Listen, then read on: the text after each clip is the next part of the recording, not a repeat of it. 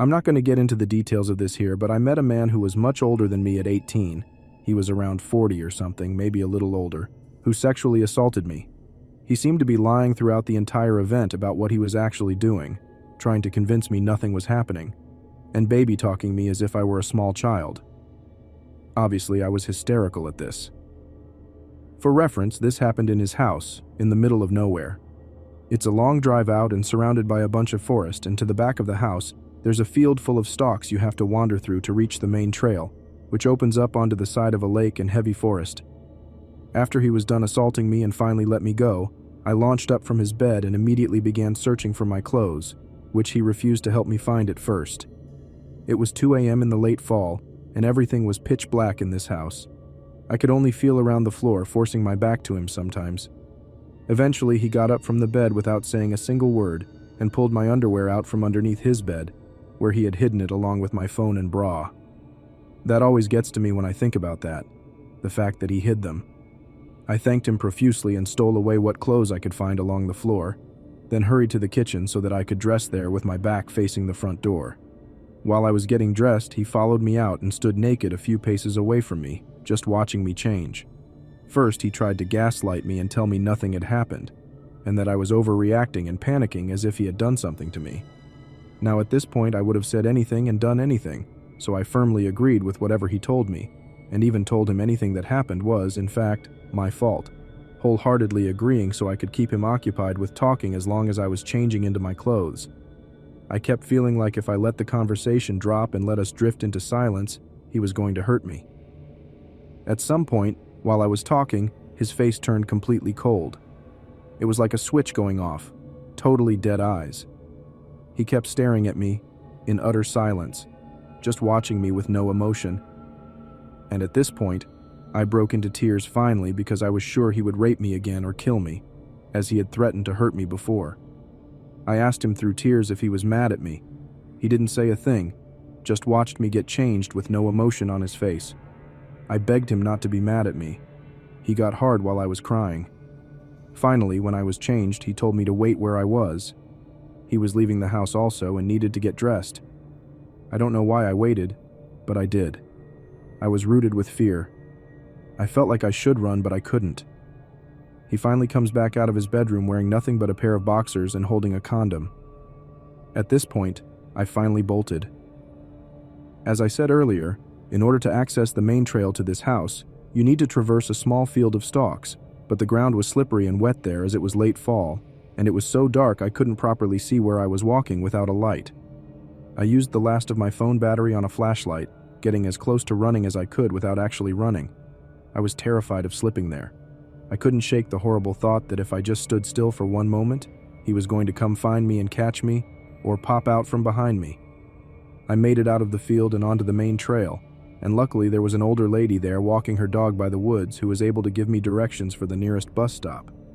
I just tore off in that direction after thanking her. Looking back on it, I wish I had told her what had happened and asked for help, but in the moment, all I wanted was to get home as soon as possible, and I was embarrassed, already feeling like I could tell nobody ever about what had happened that day. It was a long trail, and my phone died on me at some point, but I was able to see where I was going eventually, because the bus stop was lit up by a street lamp, perched on a kind of slope that overlooked this trail below. When you stood at the top of that stop looking downwards, the entire trail and forest looked almost pitch black, except for faint outlines in the darkness. You certainly couldn't see a person in the shadow. The bus that would take me home came in 30 minutes. The bus that would take me in the wrong direction came in 15. There was a digital clock counting down the time, as most bus stops have in my country. This was a place where public transport is generally excellent, so the last buses were still arriving at this hour. At some point, maybe about 7 minutes before the bus in the wrong direction would have arrived, I heard a man yelling in the darkness. He kept yelling, and like I said, this was 2 a.m., so there was nobody else outside. As far as I knew, I was completely alone, except for that woman I had passed who I had left much, much further away down on the trail. It's common to have drunks in the area, so I thought it could have been nothing, but I crouched in the corner of the bus stop, which was really a horrible place to hide, and tried to make myself as small as possible anyway. I was still shaking, and kind of silently weeping from what had just happened. I'm glad I crouched. The shouts became clearer and transformed into my name. At this point, I was crying and praying, begging for any bus to arrive, while this man continued shouting my name in the darkness below, searching for me. Nothing else happened, luckily. The shouting stayed on the trail below, and I stayed crouched at that bus stop until the soonest bus arrived, in the wrong direction. I burst into fresh tears again as soon as I was on the bus. I'm sure I looked like I was on drugs, but nobody questioned me or said anything. I eventually made it home safely with a bit of a detour.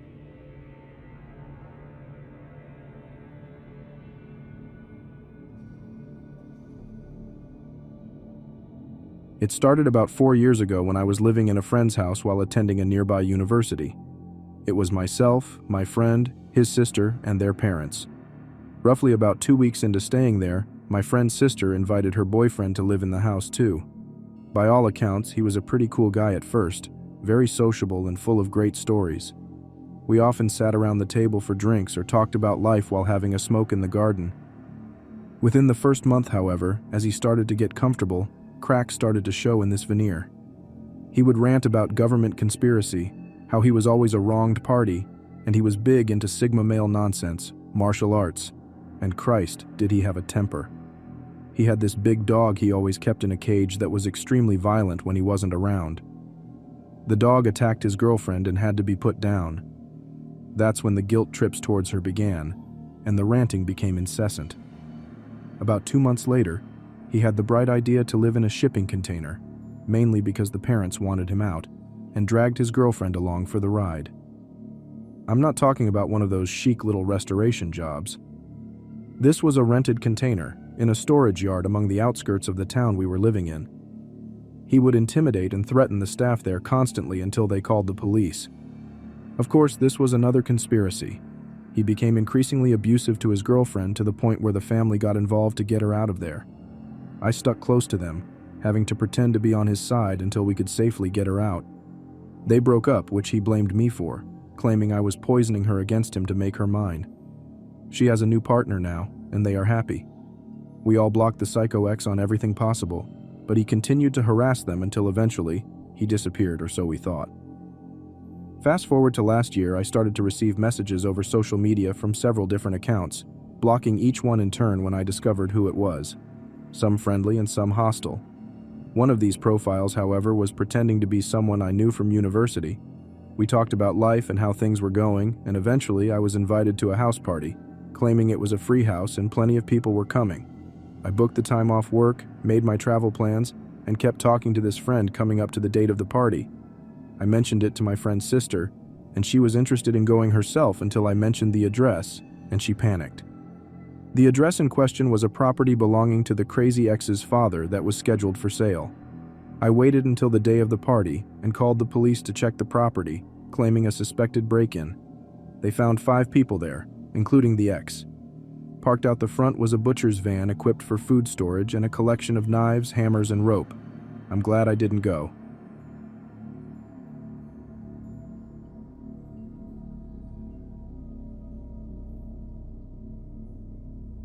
I'm a woman.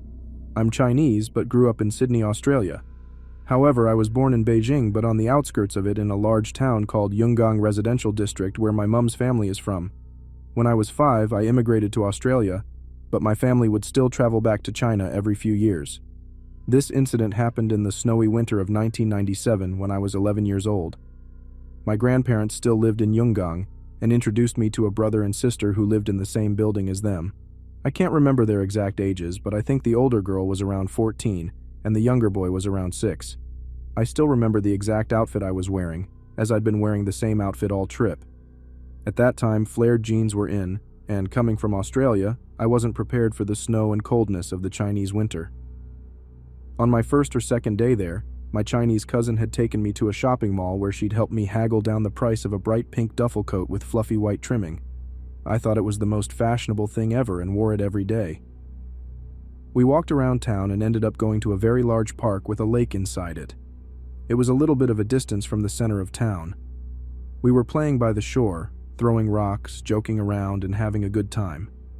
At some point I looked up and realized it was getting dusky.